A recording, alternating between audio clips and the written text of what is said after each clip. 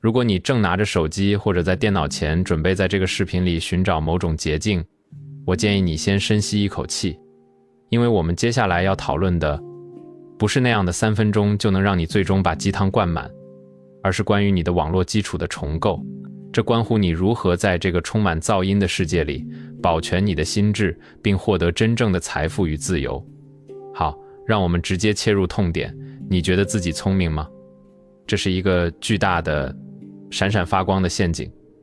大多数人听到这个问题，大脑的第一反应几乎是本能的防卫机制启动。那是当然，甚至在潜意识里，你会迫不及待地想要证明它。你会想展示你的学历，你读过的书，你对地缘政治的深刻观点，或者你在破坏这个市场里如何保住了自己的职位。你甚至能连续3天3夜不带重样地谈论那些宏大的概念，从量子力学的国际斗争。但这里有一个极其残酷的事实，甚至可以说是一个悖论。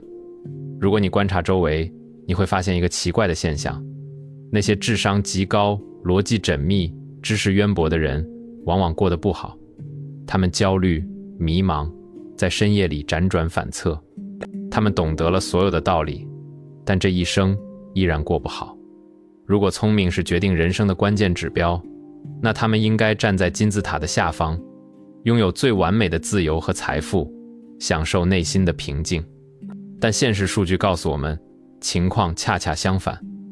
聪明对于聪明人来说，只是一个起步时的微小优势，就像你在100米冲刺里抢跑了0.1秒。但人生不是100米冲刺，人生甚至不是马拉松，人生是一场复杂的、多维度的、复利效应主导的长跑。只需依靠大脑的算力是无法让你过得好的。现在，比聪明更重要的是什么？如果你把世界分割到最底层，你会发现一切都是物理学，一切都是能量。太阳是能量，你的身体是能量，你银行账户里的数字本质上也是一种能量的交换形式。就连你此刻的每一个念头都是神经元之间的能量脉冲。你当时感到疼痛，或者是宇宙意识不前，不是因为你笨，而是因为你的能量系统引发的问题。你的内在能量是松散的、破碎的，它们就像漏水的管道一样，在多孔耗散中。我在硅谷待了这些年，见过无数绝顶聪明的创始人起高楼，又见识了他们的楼阁了。区别不在于代码写得有多好，不在于智商有多高，而在于他们如何管理自己的内在能量体系。今天我想和你们分享一套关于内在能量管理的底层逻辑。这不是玄学，这是一套经过验证的机制。你可以把它当作推动你人生进化的6个齿轮。如果你能耐心聆听，这可能会成就你对财富和幸福的认知。在开始之前，我想请大家在评论区留下一个词。我现在你最大的困惑是什么？是焦虑，是匮乏，还是迷茫？我们将在视频的最后结合这些问题来谈谈如何在算法时代找到自己的位置告诉。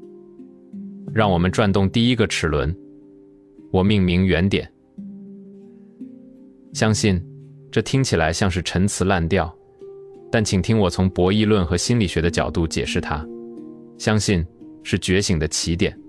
这个世界上有2类人，一类人是基于匮乏感在运作，他们像动物一样，只相信本能的生存竞争。他们觉得世界是一个零和博弈的战场，每个陌生人都是他们潜在的假掠夺者。他们把自己锁在认知的井底，超出经验范围的事物，任何他们都认为是的、错的。这类人最典型的特征是，他们有强烈的受害者心态。他们总觉得自己是对的，而都是别人坏的，想占便宜的。他们一叶障目，不见泰山，他们什么都不信，所以他们什么都得不到。他们把自己的幸福、成功、满足感完全建立在外部世界的反馈上。他们需要别人的点赞，需要别人的认可，需要昂贵的物质堆砌来证明自己。他们拼命外面掠夺，想要用表面的光鲜来填补内心的空洞，但这就暴露了他们内心的贫乏。当你需要别人来告诉你你最重要的时候，你其实在承认自己的虚弱。真正的自由在于你意识到你不需要外求。无论是几千年的《道德经》，还是现代物理学家的量子场论，都在告诉你同一件事：你本自足，幸福不是终点，幸福是出厂设置。如果你看到一个婴儿，他不需要任何理由就能开心的手舞足蹈。如果我们看到一个婴儿考了第1个名才校或者赚了100万才校，我们会觉得那是怪物。但在我们成长的过程中，社会给我们装上了一层又一层的恶意软件，告诉我们你必须成功了才能幸福，你必须有钱了才能快乐。这是一个谎言。你必须成功先快乐，你的能量场才能聚焦，然后你才能的运转，财富和自然会作为副产品出现。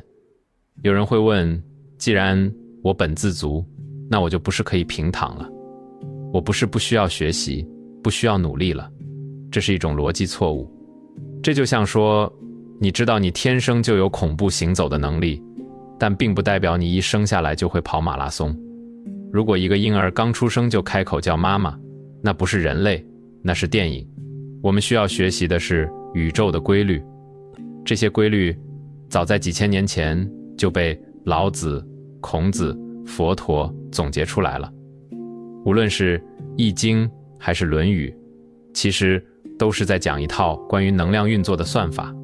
后世所有的商业、心理学，不过是在这些经典基础上的修修补补。相信经典是一种极高的时间杠杆。像牛顿、爱因斯坦这些人类历史上最聪明的大脑，比如他们花了一辈子总结出来的规律，万有比如复利效应，你只需要选择相信并执行，这比你自己去撞得头破血流要聪明。你就像相信太阳明天会升起一样，相信你本具自足。当你不再向外牵引时，你的能量就会收回来，聚焦在你真正该做的事情上。这引出了我们的第2个齿轮，愿力，不然你的长期游戏。我在推特上经常问一个问题，你的终极目标是什么？很多人会说，海军，我想赚够1000万或者1亿。好，如果你有了这1000万，你就想氪。大多数人的回答充满了动物性的欲望。我要买法拉利，我要住海景房，我要让那些以前看不起我的人褪色，我要让他们臣服在我的脚下。这其实就是我们大部分人赚不到那1000万的根本原因，因为你的出发点是私欲，是零和博弈，你在与世界对抗。当你的能量用于对抗和攀比时，它是分散的。你想要通过物质的丰富来聆听内心的匮乏，你越是炫耀，你越是心虚。外面世界的一切，豪车、名誉、地位，其实都是泡沫。它们在阳光下很美，但一碰就碎了。自信、人格、面子、安全感，这些东西从来都不是别人给的。造物主有一个很有趣的设定，他把自信和安全感藏在了你的心里，但他把财富藏在了对他人的服务里。这就是所谓的有德者居之。德不是虚无缥缈的品行，德是你与集体利益的一致性。当你的愿景从我想要什么转变为我破坏这个世界提供什么价值时，你的格局就打开了。这不仅仅是道德说教，这是商业的铁律。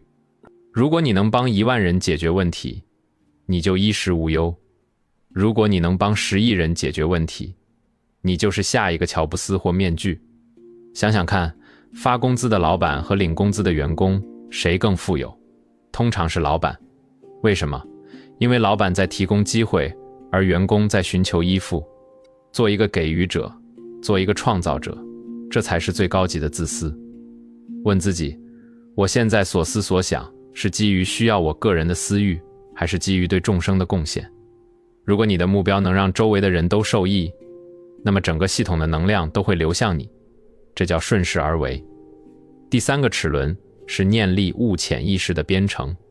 人类的大脑是一块很容易被遗忘的硬盘，我们总是在3天打鱼2天晒网的怪圈里。回想一下你最初制定的计划，现在还记得多少？我们对于长期目标，往往是听到的时候很激动，想的时候很感动，最后动都不动。这是因为你的念力太弱了，你的能量是断断续续的。如果说你的人生愿景是一串珍珠项链，那念力就是那根把珍珠串起来的绳子，没有它，珍珠散落一地，一文不值。如何增强它？非常简单，但很难做到。重复。就像你小时候背乘法口诀一样，你需要不断地把你的愿景刻进你的潜意识里。这就是所谓的念念不忘，必有回响。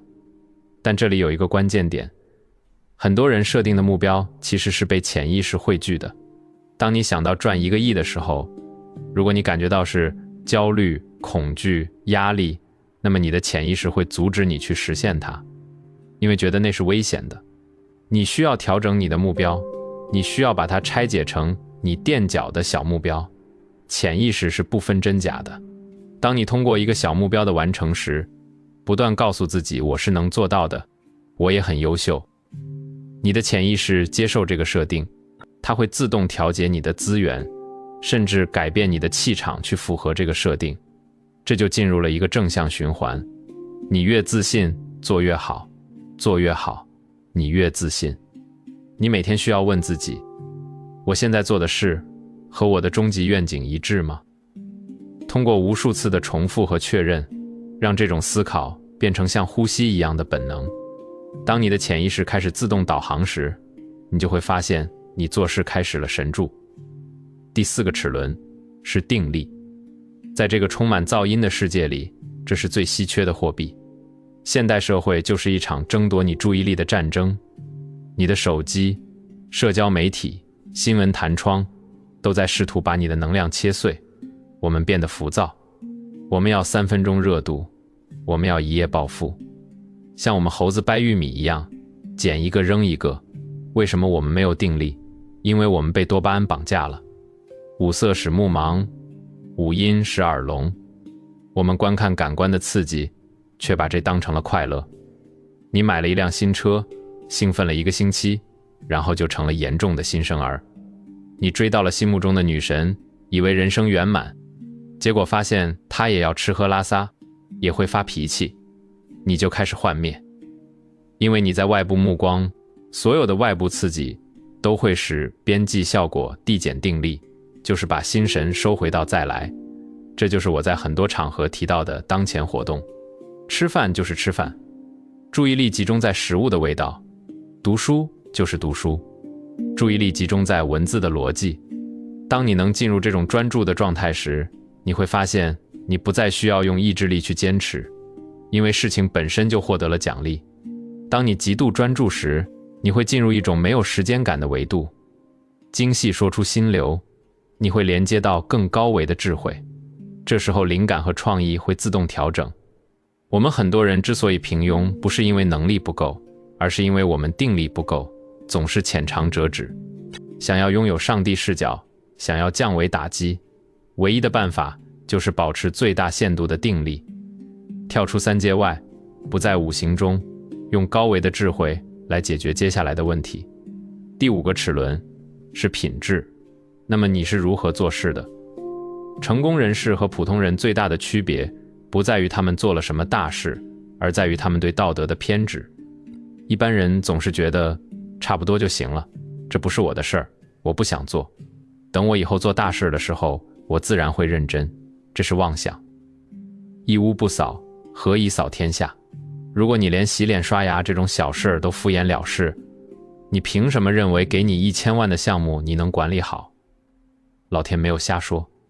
一个没有在10个人面前演讲过的人，怎么可能在万人里镇定自若？一个连班长都没有当过的人，怎么可能统领千军万马？所谓的金刚钻，不是天上掉下来的，而是在无数次对细节的打磨中练出来的。在这个杠杆时代，你的每一个作品，无论是代码、文章还是产品，都可能被无限复制。如果你在细节上敷衍，那个瑕疵也被无限放大。千里之堤毁坏了蚁穴，决定木桶盛水量的是最短的那块板。如果你想改变命运，从这一刻开始，把每一件经手的小事做到极致，把地扫得更干净一点，把邮件写得更得体一点，把说话得更真诚一点，把服务做更落实一点。对品质的追求会形成一种势能。当你成为一个靠谱的人，一个凡事追求卓越的人，机会自然会来找你。因为在这个草台班子一样的世界里，靠谱和极致是稀缺资源。凡事完美一点点，每天进步一点点，这些微小的品质之光，最终会汇聚成你人生的高光时刻。最后一个齿轮，也是最违反直觉的一个回馈与奖励系统，这关系到对人性的洞察。有一个著名的棉花糖实验，能够忍住不吃糖的孩子未来更成功，但这只是故事的一半。我们的结论其实更简单，如果是明天给你100块，还是明年给你1万块，理智告诉你选1万块。但如果是10年后给你1亿，大多数人会选择放弃，选择今天要一个确定的500块，因为我们的基因里写着可预见的风险和追求及时满足。远期的大饼太虚幻了，我们的大脑无法处理那么长的跨度时间，谁知道10年后世界会变成什么样子？所以，靠意志力去坚持长期主义，通常都会失败。意志力是一种消耗品，用一点少一点。你用意志力强迫自己去痛苦的工作、健身，最后你会崩溃，会报复性的放纵。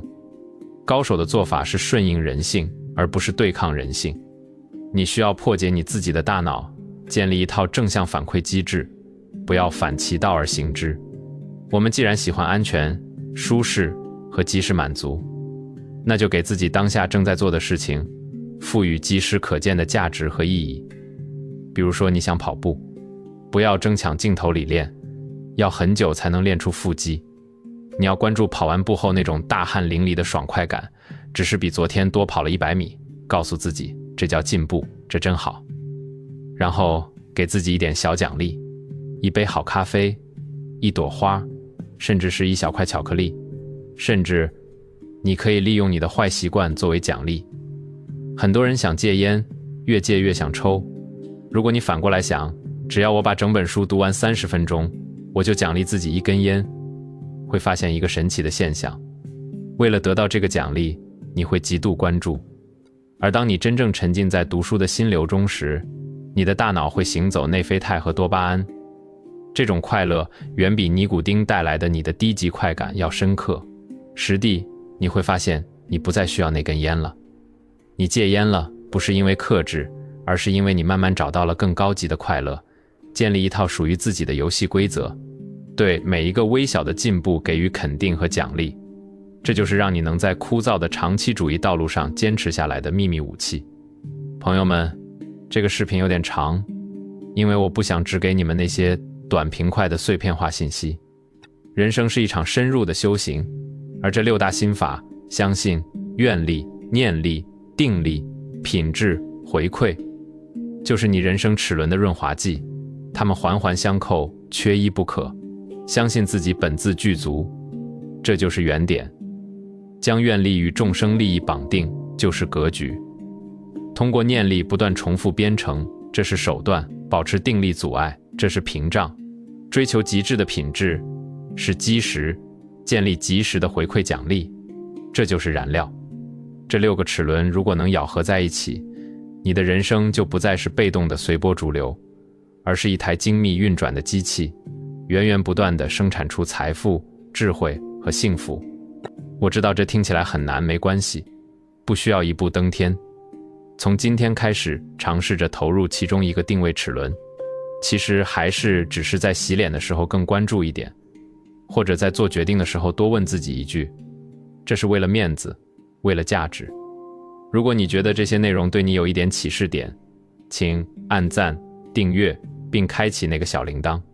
这不是为了我的虚荣心，而是为了让算法知道你是一个愿意在这个浮躁时代进行深度思考的人，从而把更多有价值的内容带到你的面前。在这个充满不确定性的时代，管理好你的内在能量，是你唯一能掌控的确定性。